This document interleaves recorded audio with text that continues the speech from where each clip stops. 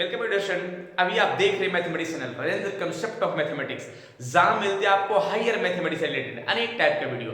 और अभी हम डिस्कस करने वाले हैं कैनोनिकल फॉर्म, अर्थात ये लीनियर अलजेब्रा का बहुत ही बेहतरीन टॉपिक है। ये टॉपिक आपके इंजीनियरिंग मैथमेटिक्स के साथ साथ बीएससी, एमएससी या किसी कॉम्पिटिटिव एग्जाम की तैयारी करने वाले विद्यार्थियों के लिए, जैसे कि सीएसआईआर नेट, गेट या आईआईटी जैम, इस तरह के अनेक कंपटीशन के तैयारी करने वाले विद्यार्थियों के लिए इस चैनल पे बहुत ही बेहतरीन तरीके से के साथ वीडियो अपलोडेड किए जा रहे हैं, राइट। और जो टॉपिक आपके अवेलेबल नहीं इस चैनल पर है तो कमेंट बॉक्स में बोलेंगे, ताकि उस टॉपिक पे भी वीडियो बनाएं और बेहतरीन तरीके के साथ विद्यार्थियों के साथ पहुंचाएं, राइट। तो चलते हैं कैनोनिकल फॉर्म का पूरा डिटेल जानकारी देते हैं, लेकिन इसके पहले लेक्चर में मैंने कुछ कैनोनिकल फॉर्म का हम टर्म बताए हैं, कुछ डिफिनेशन का फॉर्म भी दिया है, पहचानने का तरीका बताया है, कुछ बनाने का भी तरीका मैंने बताया है। तो आज इसका और भी हम फॉर्म बताते हैं कि क्या है कैनोनिकल फॉर्म में आगे का टर्म जो देखेंगे, राइट। जरा देखते हैं इसका क्या है टर्म और कंडीशन। चलिए, तो फॉर्म लिखा है reduction of quadratic form to canonical form. अब कैसे क्वाड्रेटिक फॉर्म, कैनोनिकल फॉर्म का टर्म हम सेट करते हैं, इसके बारे में स्टेप टू स्टेप हम टर्म सेट करते हैं। पहला फॉर्म लिखवाते हैं कि क्या है, जरा देखिएगा इसका टर्म। जो भी फॉर्म है पूरी डिटेल से समझेंगे और पूरी तरीके के साथ समझने की कोशिश करेंगे। मेरा प्रयास रहेगा कि जो विद्यार्थी सीख रहे हैं वो बहुत डिटेल से समझाएं, ताकि उनके एग्जाम में कोई भी क्वेश्चन छूट ना सके, राइट। और पूरी डिटेल से और कम समय में अच्छा जानकारी प्राप्त करने के लिए बेहतर उपाय बता रहे हैं, राइट। देखिएगा पहला स्टेप क्या है। चलिए, मैंने पहला फॉर्म लिखवाया है convert quadratic form to matrix form. अब क्वाड्रेटिक फॉर्म में कोई क्वेश्चन दिया रहेगा और उस क्वेश्चन को मैट्रिक्स फॉर्म में कन्वर्ट करना है, तो कैसे कन्वर्ट करेंगे इसके बारे में एग्जाम्पल के साथ हम क्लियर करते हैं, पॉइंट टू पॉइंट, राइट। जरा देखिएगा, अब उस जो भी मैट्रिक्स कन्वर्ट होगा उस मैट्रिक्स का नाम क्या दे देना है, ए देना है, राइट। देखिएगा एक एग्जाम्पल देते हैं और उस एग्जाम्पल को एक तरीके के साथ काम करेंगे। एग्जाम्पल का फॉर्म, चलिए मैंने एक एग्जाम्पल दिया है, क्या दिया है, x1 का स्क्वायर माइनस 2x2 का स्क्वायर प्लस 3x3 का square minus 2x1 x2 plus 2x2 x3, और फिर लिखा है माइनस 2x1 x3। अब इस फॉर्म को जरा हम कैसे दिखाते हैं, जरा देखिए थोड़ा सा फॉर्म के लिए।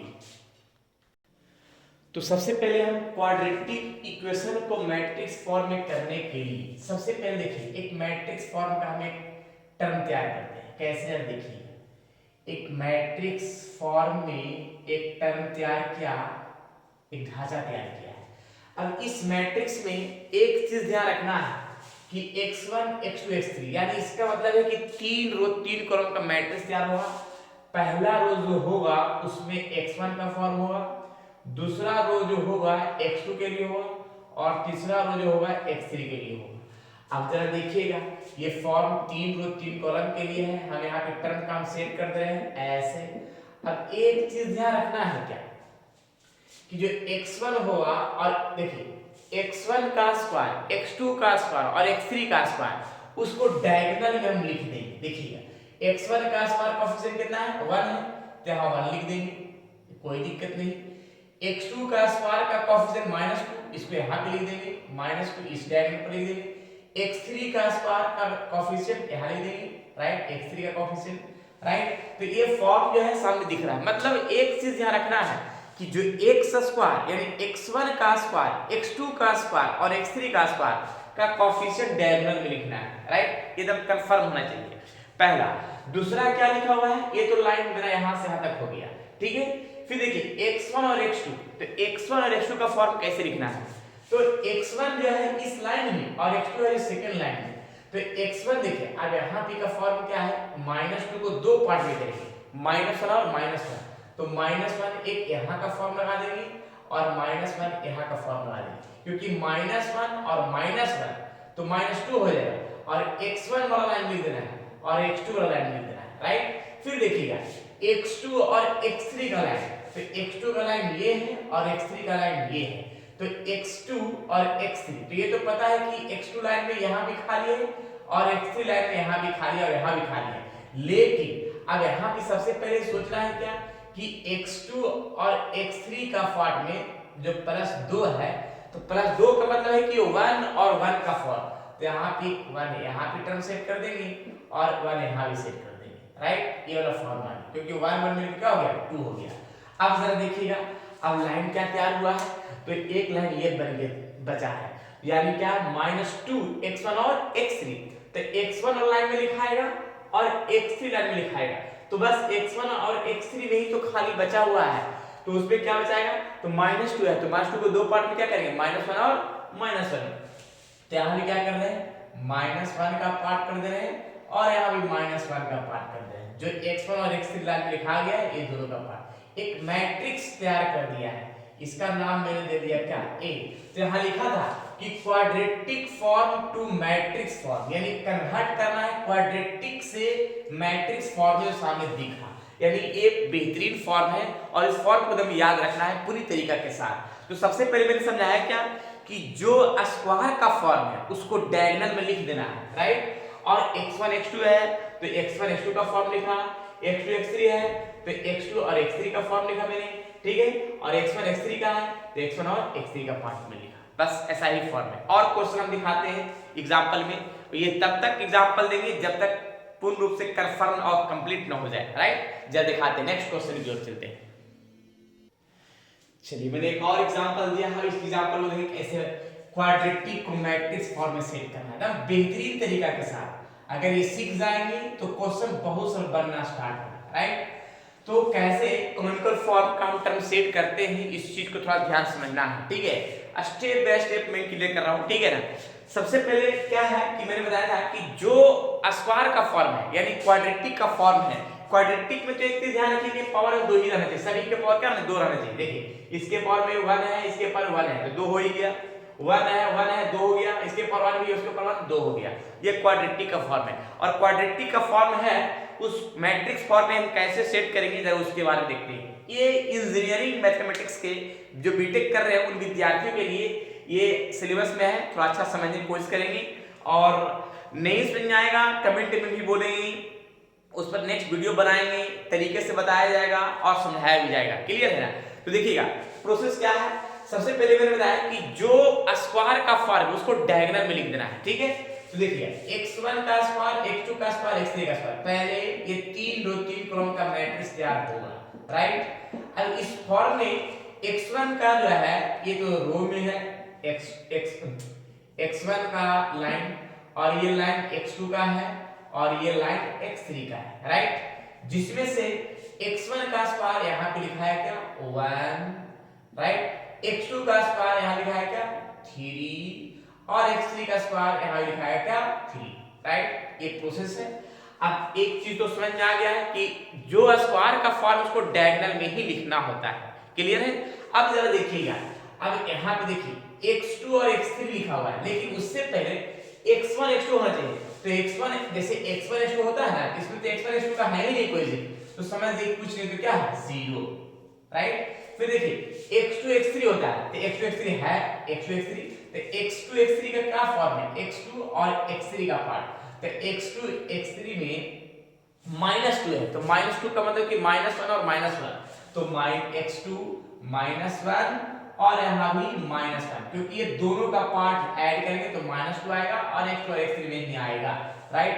और अब होता है x1 और x3 का पार्ट, तो x1 और x3 तो है ही नहीं, जब नहीं है तो समझ लीजिए क्या है यहाँ पे 0 0 का टर्म है, तो एक मैट्रिक्स के रूप में तैयार हो गया, सामने दिखा। यानी एक क्वाड्रेटिक फॉर्म को मैट्रिक्स फॉर्म में कैसे कन्वर्ट करना है वो सामने दिख रहा है, पूरी तरीके के साथ दिख रहा है, क्लियर। और भी हम क्वेश्चन दिखाते ज्यादा बढ़िया होगा और क्लियर भी होगा, राइट। क्वेश्चन जितना अधिक से प्रैक्टिस कीजिए उतना बेस्ट है। चलिए मैंने एक क्वेश्चन और दिया है जो सामने दिख रहा है, एक क्वाड्रेटिक फॉर्म ये भी है। क्वाड्रेटिक फॉर्म x1 का पावर 1 है, x2 के पावर भी 1 ही है, तो 1 1 तो 2 हो ही जाएगा, x1 और x3 के पावर 1 1 है 2 हो जाएगा, x2 x3 के पावर 1 1 है 2 हो जाएगा, राइट। अब इस फॉर्म में हम आगे देखते हैं क्या क्या इसका फॉर्म होता है।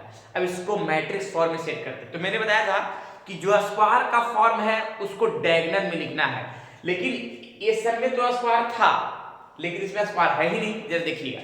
अब कैसे इसका सेट करते हैं?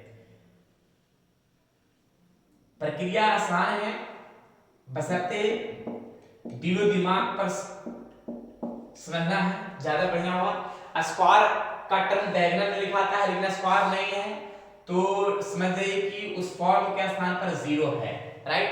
पहला टर्म। फिर मैंने बताया था कि ये लाइन x1 है, ये लाइन x2 है, ये लाइन x3 है।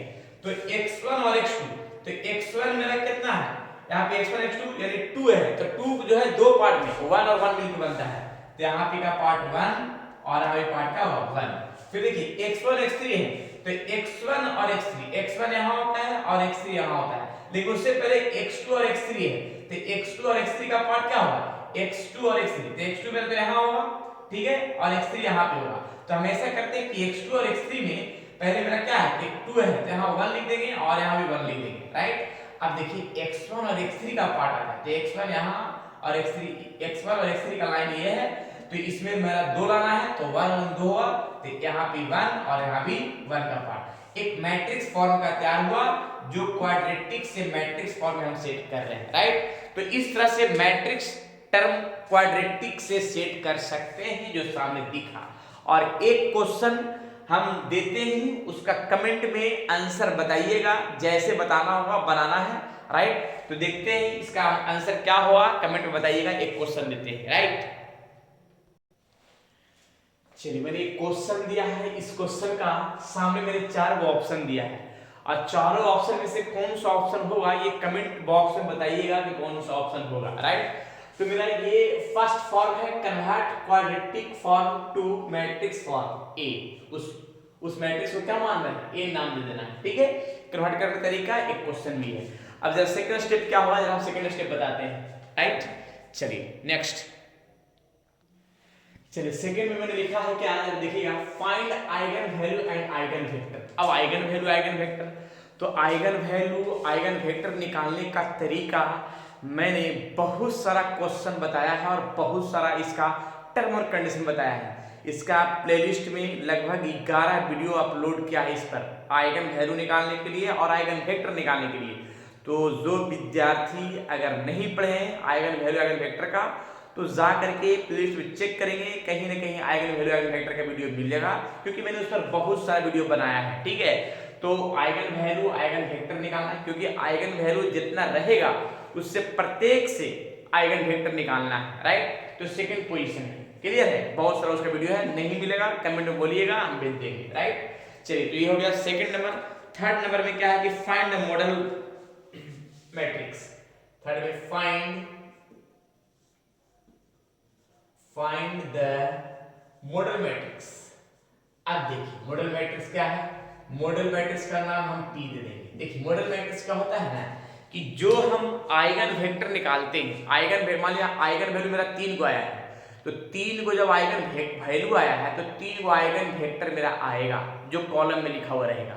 तो तीनों जो कॉलम में वेक्टर लिखा रहेगा आइगन वेक्टर, उसी आइगन वेक्टर से मिल करके एक मैट्रिक्स तैयार होगा, और उसी मैट्रिक्स का हम नाम दे देंगे क्या, P नाम दे देंगे, राइट। उस P मैट्रिक्स को बोलेंगे मॉडल मैट्रिक्स बोलेंगे, ठीक है। उसी मैट्रिक्स का नाम क्या है, मॉडल मैट्रिक्स। जो आइगन वेक्टर मिलके जो मैट्रिक्स तैयार होता है, एक नया मैट्रिक्स, उसका नाम P देते हैं, और उसी P को हम बोलेंगे मॉडल मैट्रिक्स, राइट। तो ये मॉडल मैट्रिक्स का थर्ड में है, क्लियर है। फोर्थ में जरा देखिए क्या है, फोर्थ में क्या है कि find the normalisation matrix. Fourth find, एक मिनट, फाइंड, देखिए फोर में फाइंड नॉर्मलाइज्ड मैट्रिक्स। अब ए फॉर्म क्या है भाई, जरा देखिएगा नॉर्मलाइज्ड मैट्रिक्स क्या होता है। तो इसका हम स्टेटमेंट कुछ बताते हैं कि नॉर्मलाइज्ड मैट्रिक्स कैसे निकालते हैं, तो हम इसका टर्म यहीं पे हम जिक्र कर देते हैं, ठीक है। इसके बारे में नहीं बताए हैं, थोड़ा देखिए कैसे होता है। देखिए नॉर्मलाइज्ड मैट्रिक्स, नॉर्मलाइज फॉर्म, यहाँ पे हम रूल बताए थे नॉर्मलाइज के लिए, कैसे हम नॉर्मलाइज निकालते हैं। तो नॉर्मलाइज वेक्टर, नॉर्मलाइज वेक्टर या normalise form of vector, normalise form of vector. इस फॉर्म को कैसे करेंगे देखिएगा, यहाँ पे लिखते हैं नॉर्मलाइज फॉर्म ऑफ वेक्टर का सबसे पहला पार्ट क्या है हम सेट करते हैं। पहले लिखिए क्या, to find the normalised form, to find the normalised form of, देखिए ऑफ एक मैट्रिक्स है ए बी और सी। अब देखिए नॉर्मलाइज्ड फॉर्म निकालने के लिए सबसे आसान तरीका क्या है कि जो मैट्रिक्स फॉर्म दिया गया है इस तीनों को हम स्क्वायर रूट करेंगे, तीनों क्या करेंगे स्क्वायर रूट कर देंगे, ठीक है। अब तीनों पे जब स्क्वायर रूट अपना मान से देखिए कैसे हम नॉर्मलाइज्ड फॉर्म निकाल रहे हैं। तो यहाँ पे आएगा A square B square C square, तीनों का square root A B C, तीनों का स्क्वायर रूट किया और उतने ही फॉर्म से प्रत्येक टर्म हम डिवाइड कर देंगे, लिखेंगे क्या dividing by root A square B square from each term. तो यहाँ लिखेंगे लास्ट में एक लाइन लिखेंगे, लास्ट में लिखेंगे क्या, जब देखिएगा नॉर्मलाइज्ड फॉर्म के लिए, नॉर्मलाइज्ड फॉर्म के लिए हम इस टर्म में अपनाएंगे कैसे नॉर्मलाइज्ड फॉर्म। कैसे करना है, बस कुछ नहीं करना है, क्या करना है कि ए वाई जितना आया है A square plus B square C square, B Y A square plus B square plus C square, वैसा ही C Y A square plus B square plus C square. ऐसे होता है नॉर्मलाइज्ड फॉर्म निकालने का तरीका। एक क्वेश्चन से समझाते हैं, एक क्वेश्चन दिखाते ज्यादा बढ़िया होगा कैसे इसका फॉर्म बनेगा, राइट। क्वेश्चन देखिए लिखते हैं, क्वेश्चन लिखते हैं normalised form of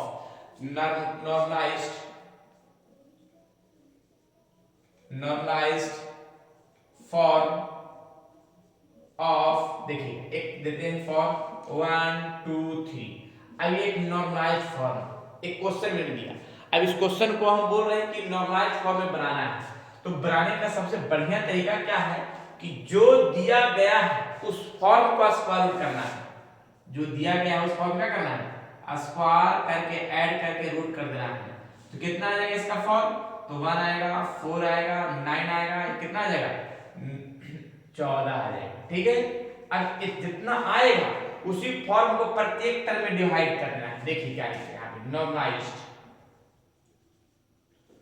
normalised form क्या करना है, देखिएगा 1y रूट 14, 2y रूट 14 और 3y रूट 14, राइट। तो इस तरह से मेरा आया नॉर्मलाइज्ड फॉर्म निकालने का तरीका जो सामने दिखा।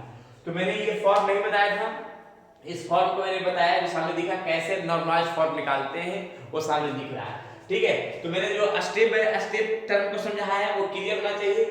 फाइंड, यहाँ पे लिखा है convert quadratic form to matrix form, जो मैंने बताया एग्जांपल के साथ। Find eigen value and eigen vector, right. फिर लिखा है थर्ड में find the modal matrix of P, ये भी क्लियर कर दिया। Find normalised matrix of N, इसको नाम मैंने एन दे दिया, जो आया है उसको नाम हम एन दे सकते हैं। कैसे कैसे नॉर्मलाइज निकाला वो सामने दिख रहा है, राइट। चलिए तो हम आगे देखते हैं, इसको पहले नोट करिए, आगे का फॉर्म चलते, ठीक है। 5 नंबर पर चलते, नेक्स्ट देखिए। अब यहाँ पे 5 नंबर में क्या है, फाइंड एन ट्रांसपोज। अब एन ट्रांसपोज जो मेरा नॉर्मलाइज फॉर्म आया है इसका ट्रांसपोज कर देना। ट्रांसपोज क्या हुआ, रो कॉलम है इसको रो में कर देना है। तो ये लिखा है 5 नंबर में कि फाइंड नॉर्मलाइज ट्रांसपोज, यानी जो आया है नॉर्मलाइज फॉर्म उसको क्या करना है ट्रांसपोज कर देना है, मतलब इसका हमको ट्रांसपोज कर कॉलम में इसको रो में लिख देना है, राइट। तो 5 नंबर में है। और 6 नंबर में क्या लिखा है जरा देखिएगा, 6 में लिखा है फाइंड डी, 6 में लिखा है फाइंड डी, डी का मतलब डायगोनल। अब डायगोनल का फॉर्म कैसा होता है वो बताया है, डायगोनलाइजेशन में फॉर्म बताया है, डायगोनलाइजेशन का मैट्रिक्स का फॉर्म बताया है, वही डी है, यानी डायगोनल मैट्रिक्स का फॉर्म, राइट, वो निकालना है। वही मेरा ये 4 फॉर्म है, reduction quadratic form to canonical form का ये टर्म जो सामने 4 5 6 दिख रहा है, राइट। और 6 का हम टर्म बता चुके हैं जो सामने दिख रहा है, क्लियर। तो इस तरह से हम फॉर्म को हम सेट कर सकते हैं जो सामने दिख रहा है। एक क्वेश्चन से क्लियर भी कर सकते हैं, पहले नोट करिए उसके आगे देखते हैं।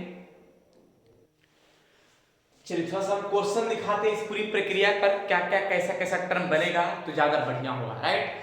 अब हम फॉर्म हम दिखाएं क्वेश्चन कैसे कि अगर कोई फॉर्म क्वाड्रेटिक में दिया है उसको मैट्रिक्स टर्म में कैसे कन्वर्ट करेंगे, अगर मैट्रिक्स फॉर्म में दिया है तो क्वाड्रेटिक फॉर्म में कैसे कन्वर्ट करेंगे, उसको थोड़ा हम जिक्र करते हैं क्वेश्चन के माध्यम से, ज्यादा बढ़िया होगा। क्लियर? चलिए नेक्स्ट।